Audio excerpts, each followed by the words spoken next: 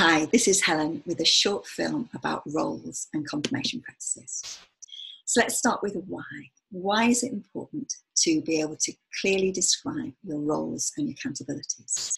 And fundamentally, it's about a value of responsibility so that we can be clear about what we can expect from each other, what we're prepared to be responsible for in our work.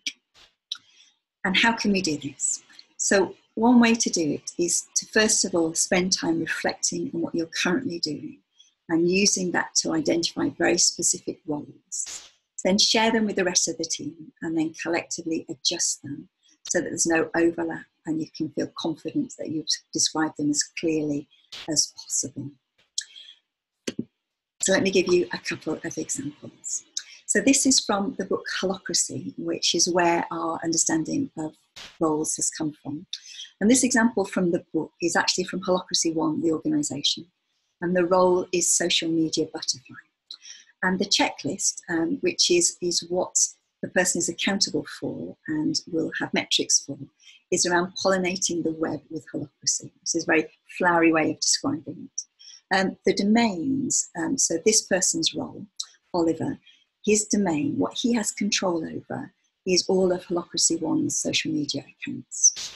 And here they're specifying very clearly 3 role accountabilities for him, which is creating content to post on social media, responding to any misinformation on social media, and monitoring the social media channels. So that's a snapshot of what roles can look like.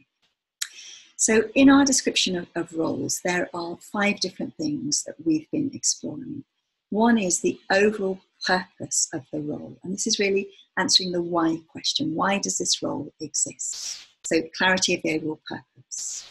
The second thing is what roles are there within this overall role that help achieve this purpose? So it won't just be one thing. It might be 5, 6, 7 or 8 elements or different roles that enable you to achieve the purpose of your role. What is this role specifically accountable for? What are you prepared to be responsible to your colleagues for? And then what kind of data or what kind of checklist around your performance or your role is present or can you develop or is already happening? So what will you see when this role is happening well? And then finally, what domains, what areas of work are you responsible for making decisions around? And the previous example I gave to you was the social media accounts. Now, this is very, very different to the job description that you will have been given when you applied for your role. That tends to have many, many, many different statements about what you're responsible for. And what we're trying to do here is bring that together in 6 or 7 really clear roles and the accountabilities that relate to those. So here's an example from Emily. Emily's overall role in the National Wellbeing Team is to lead on compassionate communication, because that relates to our values. Our first value is compassion.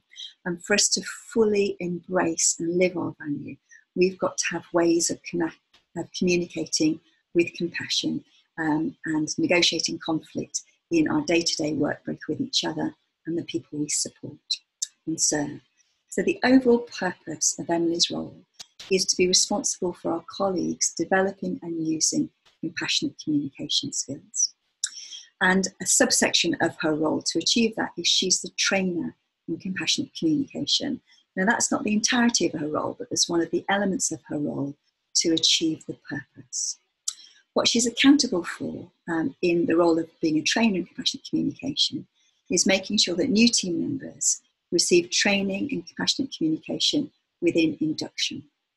And what we'd see, or the data that we've been looking at to be confident this is happening, is the percentage of team members who've completed compassionate communication either in the team induction or in individual inductions when people join us on a one-to-one basis.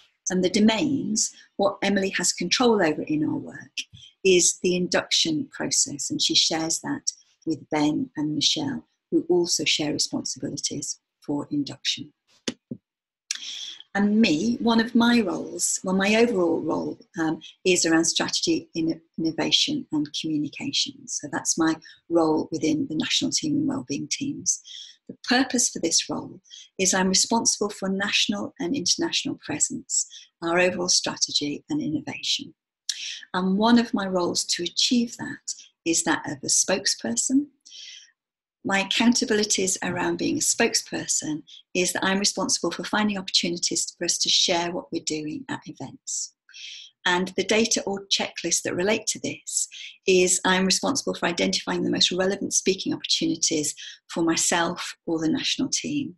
And the data is the number of speaking events we do each year. And the domain that I'm responsible for is external events.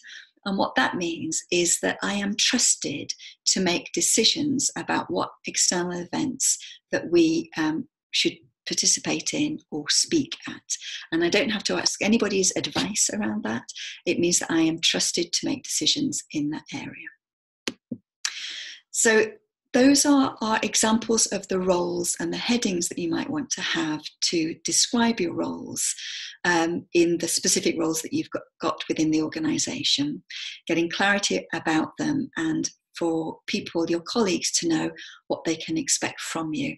And that's really how you know you've done that well, is that you could look at everybody's roles, that there aren't overlap between the roles, and you know exactly what your colleagues are happy to be responsible for, and therefore what you can ask them questions about, or what you can ask them to confirm that they're doing. And one of the ways that we do that is through confirmation practices.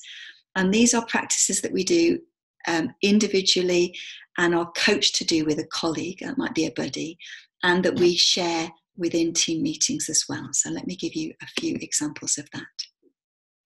So these are actually taken from the most recent confirmation practices that we've done in the national team last week. And we have these publicly done in a Google Doc. So that means that we can see each other's confirmation practices and scores at any time. We have a buddy who supports us in our confirmation practices, and we take 20 minutes in a team meeting to review them every 2 weeks.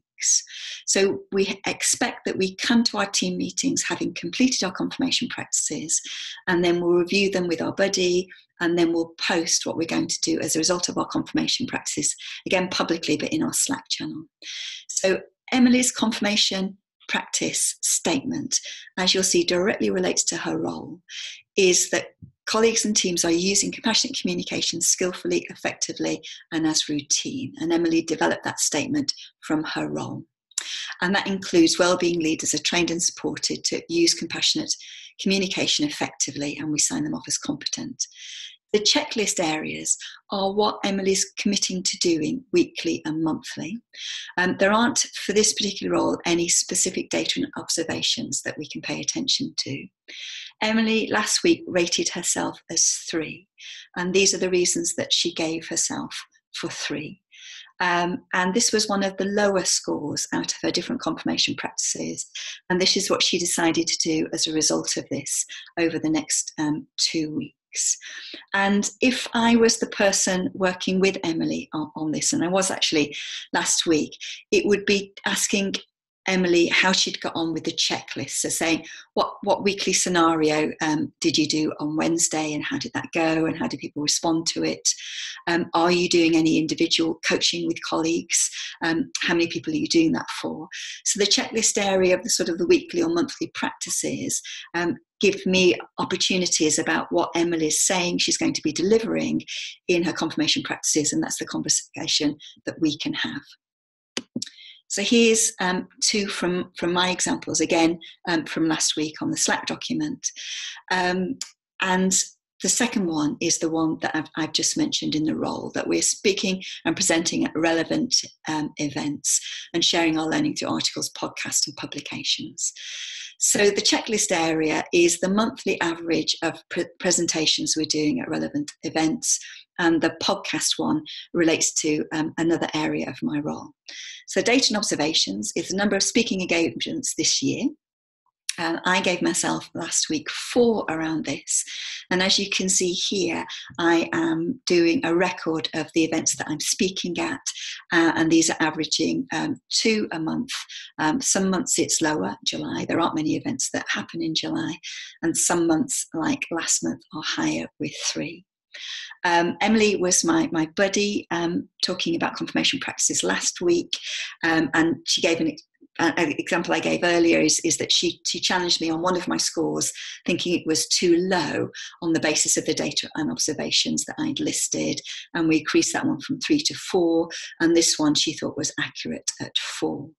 You'll notice that I don't have what I intend to do over the next 2 weeks related to this statement, because I've got 6 different confirmation practice statements, and 2 of those I scored myself much lower at 2 and 3, and therefore those were the ones that I focused on for what I intend to do over the next 2 weeks. Again, these are our confirmation practices with our buddies that wellbeing workers do, and I just want to give you an example of how these look different. Again, we have a statement of the confirmation practice. We explicitly link these to values because all wellbeing workers have the same confirmation practices that relate to our values, where in the national team, because we have different roles, our confirmation practices all look different. So we explain why we're paying attention to this, the score again that people give themselves between 1 and 5, why they gave themselves that score, and what they intend to do over the next month. And then finally, once we've done our confirmation practices, the wellbeing national wellbeing team is part of a wider leaders Slack group, and we have a Slack channel where every 2 weeks we post in it the 2 tasks or the 2 goals that we're setting ourselves directly as a result of our confirmation practices. Here's Emily's from the confirmation practice statement I've just shared with you, and these are mine. And what that means is, even though Emily and I were buddied together and working together on our confirmation practices, by the whole of the national team sharing what they're doing, their goals related to confirmation practices on Slack, it means that we can see what each other are doing and support each other. And what Emily and I will be doing over the next 2 weeks is just checking in with each other on how we're getting on with our confirmation practices. So this is why we think having absolute clarity of roles is important. So we know what we can expect of each other, what practices we'll be doing each week or each month that enables us to deliver our roles, what metrics you'll see that demonstrate how our roles are taking place and how well we're doing in them, and then using confirmation practices every week, every 2 weeks, or every month with buddies or in your teams to confirm how you're getting on, to reflect on your own practice, to identify what you're pleased and proud with, where your scores are high, and also to recognise where you want to work harder or work differently to improve your scores. But just to be really clear, this is not performance management. This is not about tallying scores for managers to look at. These are personal reflections where we're supported by our buddies to reflect on our roles, but then share our goals as a result of it. Thank you.